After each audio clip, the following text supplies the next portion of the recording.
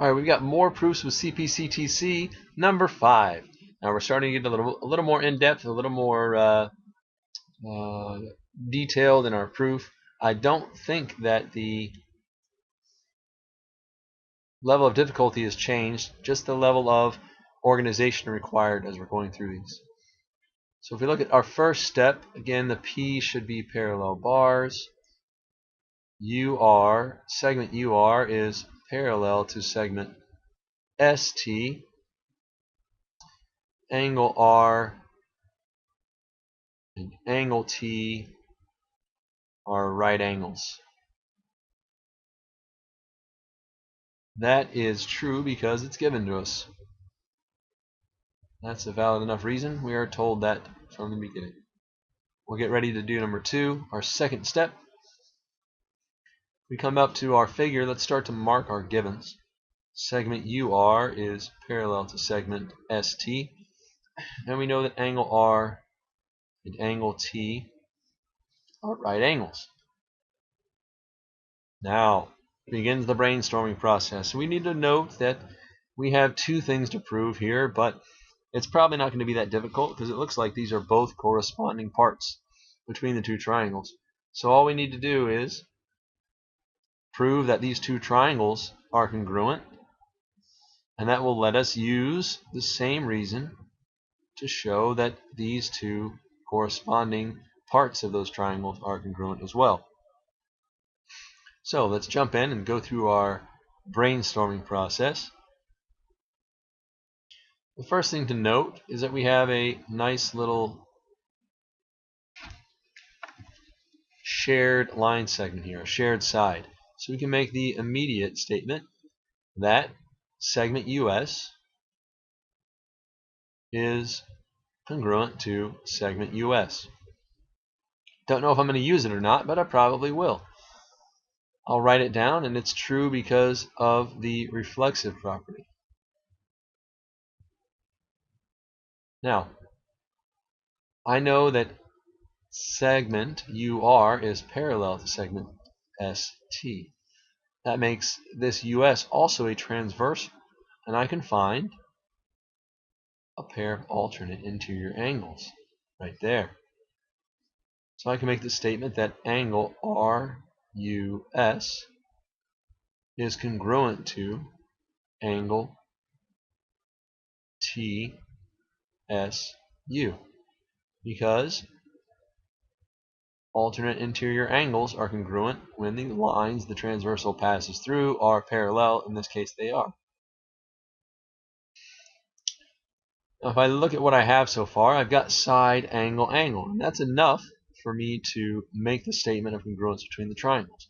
But I need to deal with the fact that my given only states that angle R and angle T are right angles. Well, if I know that angle R and angle T are right angles, then I know that they both measure 90 degrees because of the definition of right angles. So I could also state that their measurements equal. So I could go ahead and make the statement that the measurement of angle URS equals the measurement of angle STU. And I could use the definition of right angles. That's not too clean. Let me clean that up for you. Definition of right angles. And once I have that statement, we have to remember if we're going to compare the angles here, my congruency shortcuts require me to compare corresponding congruence. So I need to make the statement that angle, and I could just call this the measure of angle R and the measure of angle T. I can say that angle R is congruent to angle T by the definition of congruence. the measures are equal, then the figures are congruent. Now, once I've established that,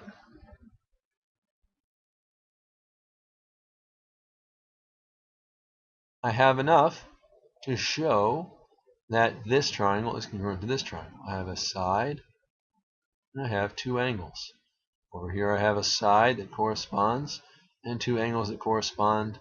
The corresponding parts that I have so far are congruent, and that's enough for me to make the overall statement using my congruency shortcut that triangle URS is congruent to triangle STU. With the congruency shortcut side angle angle, that is how I am making that statement. Once I've established that these two triangles are congruent, it's a simple step. We have the powerful statement that we will use to prove that angle RSU then is congruent to angle TUS. We can also use the same powerful statement to prove segment TU is congruent to segment RS, and that powerful statement is the fact that corresponding parts of congruent triangles are congruent. I've proven these triangles congruent using my congruency shortcut side angle angle. I can now state that all corresponding parts of those congruent triangles are also congruent. Now I just need to put in my proof. I need this step, I need this step, I need this step, and this step, and this step. I need every step that I have put over here so far. So let's just start to list them out and write the reasons. Segment US is congruent to segment US because of my reflexive property.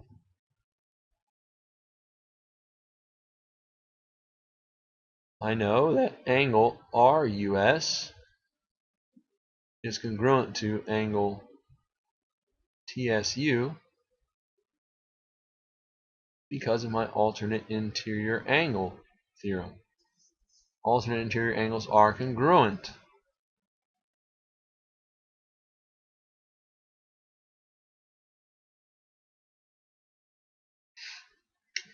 And I know that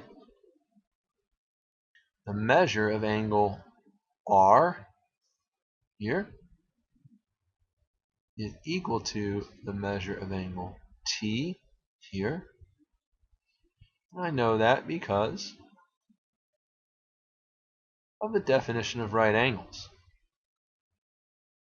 They're both 90 degrees. Because I know that these measurements are equal, then I can say that angle R is congruent to angle T. Little matter of formality, but I need to have it in that statement, in that relationship. I know that because the definition of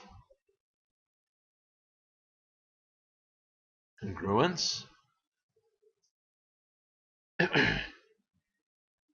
And when I have that relationship established, now I have what I need to prove that the two triangles are congruent. Triangle URS then is congruent to triangle STU. I know that because of side angle angle. Where did I get my side from? I got it from my reflexive statement in step 2. I got one angle from my alternate interior angle statement in step 3. And I got my last angle from my definition of congruent statement in step 5. Once I know that those triangles are congruent, now I can use the very powerful statement CPCTC to show that angle RSU is congruent to angle TUS. And since they're using the same reason, I can combine these two statements in one step. Segment TU is congruent to segment RS. Why are they true? Because corresponding parts of congruent triangles are congruent.